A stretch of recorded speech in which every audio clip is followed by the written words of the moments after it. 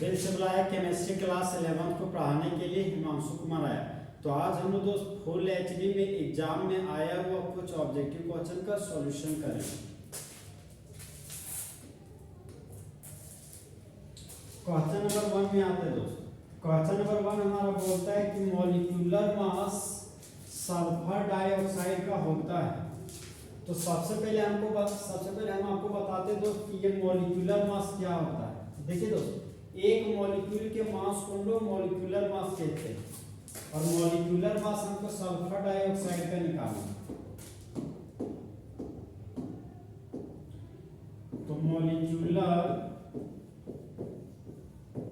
Mass of sulphur dioxide, यहां पर देख सकते हैं तो सल्फर डाइऑक्साइड दो कंपोनेंट से मिलकर बना हुआ है। एक कंपोनेंट हमारा सल्फर है और दूसरा कंपोनेंट ऑक्सीजन है। जहां पर सल्फर का एटॉमिक नंबर 16 और एटॉमिक मास 32 होता है। ऑक्सीजन का एटॉमिक नंबर 8 और एटॉमिक मास हमारा 16 होता है। तो फर्स्ट एलिमेंट सल्फर है, तो हम लोग जान रहे हैं कि सल्फर का एटॉमिक मास 32 होता है। सल्फर का एक एटम है तो गुना 1 कर दिए। सल्फर से ऑक्सीजन के पास जा रहे हैं तो पॉजिटिव साइन का यूज करेंगे। ऑक्सीजन का एटॉमिक मास 16 होता है। ऑक्सीजन का 2 एटम है तो यहाँ पर लिख दिए गुना 2। 32 से कम 32 हो गया, 16 गुना 32 तो 32 प्लस 32 हो गया 64। और हम लोग जानते हैं दोस्त मॉलिक्यूलर मास का यूनिट होता है यू बोले तो यूनिफाइड मास। तो सल्फर डाइऑक्साइड का मॉलिक्यूलर मास हो जाएगा तो 64 यूनिफाइड मास। तो क्वेश्चन नंबर 1 का ऑप्शन नंबर बी 64 यूनिफाइड मास फुल एचडी में सही है। अब हम दोस्त नेक्स्ट क्वेश्चन में आते हैं। नेक्स्ट क्वेश्चन है क्वेश्चन नंबर 2। क्वेश्चन नंबर 2 हमारा बोलता है कि एम्पिरिकल फॉर्मूला बेंजीन का होता है। तो सबसे पहले हम आपको बताते हैं दोस्त ये एम्पिरिकल फॉर्मूला क्या है। देखिए दोस्त, सिंपलेस्ट होल नंबर रेशियो को हम लोग एम्पिरिकल फॉर्मूला बोलते हैं और एम्पिरिकल फॉर्मूला बेंजीन का निकालने बोल रहा है।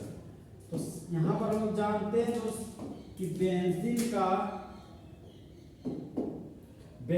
मॉलिक्यूलर फॉर्मूला हो गया C6H6। यहाँ पर अगर कॉमन फैक्टर 6 निकालते हैं तो यहाँ पर CH बचता है। यही CH हमारा दोस्त बेंजीन का एम्पिरिकल फॉर्मूला कहलाएगा। तो क्वेश्चन नंबर 2 का option number C CH full HD में सही है। अब नेक्स्ट क्वेश्चन में आते हैं। नेक्स्ट क्वेश्चन है क्वेश्चन नंबर 3। क्वेश्चन नंबर 3 हमारा बोलते हैं दोस्त नॉर्मल टेम्परेचर प्रेशर पर एक गैस के 1 मोल का वॉल्यूम होता है। देखिए दोस्त, धरती पर आने वाले किसी भी गैस का वॉल्यूम हमेशा फिक्स होता है। वह वॉल्यूम होता है 22.4 लीटर।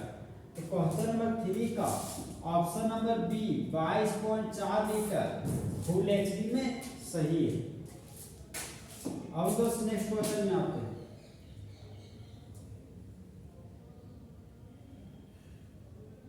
नेक्स्ट क्वेश्चन दोस्त क्वेश्चन नंबर 4। क्वेश्चन नंबर 4 हमारा बोल रहा है कि 1 लीटर सॉल्यूशन में उपस्थित सोल्यूट के मोल की संख्या कहलाती है। तो 1 लीटर सॉल्यूशन में उपस्थित number of mole of solute को हम लोग दोस्त मोलारिटी कहते हैं। तो क्वेश्चन नंबर 4 का option number A molarity full HD में करेक्ट है। अब दोस्त नेक्स्ट क्वेश्चन में आते हैं।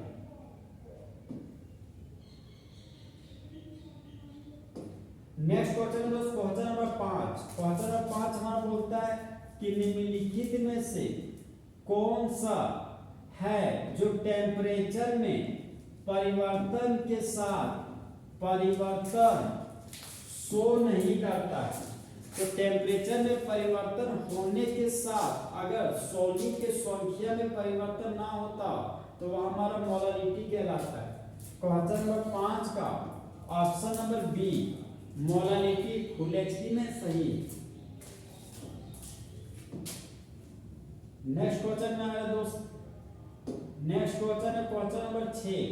क्वेश्चन नंबर 6 हमारा बोलता है कि जब 1 मोल कार्बन को जलाते हैं हवा की उपस्थिति में तब उत्पन्न कार्बन डाइऑक्साइड की मात्रा कितना होती है। तो यहाँ पर दोस्त कार्बन का कंबशन किया जा रहा है, तो सबसे पहले हम दोस्त बैलेंस्ड केमिकल इक्वेशन लिखते हैं। तो बैलेंस रिएक्शन इज संतुलित समीकरण है। तो यहाँ पर दोस्त कार्बन को जला रहे हैं, कार्बन को जलाने का मतलब हो गया दोस्त कार्बन का रिएक्शन एयर के साथ। तो जब कार्बन का रिएक्शन एयर के साथ करते हैं तब कार्बन डाइऑक्साइड बनता है, और कार्बन डाइऑक्साइड का 1 मोल लिए तो 1 मोल कार्बन डाइऑक्साइड को जलाने पर कार्बन डाइऑक्साइड का कितना मास प्राप्त होता है। यहाँ पर दोस्त कार्बन डाइऑक्साइड का मॉलिक्यूलर मास निकालना होगा हमको। तो यहाँ पर हम लोग देख सकते हैं दोस्त कि कार्बन डाइऑक्साइड 2 कंपोनेंट से मिलकर बना हुआ है। एक कंपोनेंट कार्बन है, दूसरा कंपोनेंट ऑक्सीजन है। जहां पर कार्बन का एटॉमिक नंबर 6 और एटॉमिक मास 12 होता है, ऑक्सीजन का एटॉमिक नंबर 8 और एटॉमिक मास हमारा 16 होता है। तो कार्बन का एटॉमिक मास हो गया 12, कार्बन के पास एक एटम है तो गुना 1 कर दिए, कार्बन से ऑक्सीजन के पास गए तब पॉजिटिव साइन का यूज किए, ऑक्सीजन का एटॉमिक मास 16 हो गया, ऑक्सीजन का 2 एटम है तो गुना 2 कर दिए, तो 12 एकम 12 और 16 दूना 32, तो 32 प्लस 12 हो गया 44। और कार्बन डाइऑक्साइड का मास लिखना है तो यूनिट हो जाएगा हमारा दोस्त ग्राम। तो जब 1 मोल कार्बन को एयर के प्रेजेंस में जलाते हैं तब उत्पन्न कार्बन डाइऑक्साइड का मात्रा है हमारा 44 ग्राम 44 ग्राम। तो क्वेश्चन नंबर 6 का ऑप्शन नंबर सी 44 ग्राम फुल एचडी में सही है। नेक्स्ट क्वेश्चन में आ रहे दोस्त,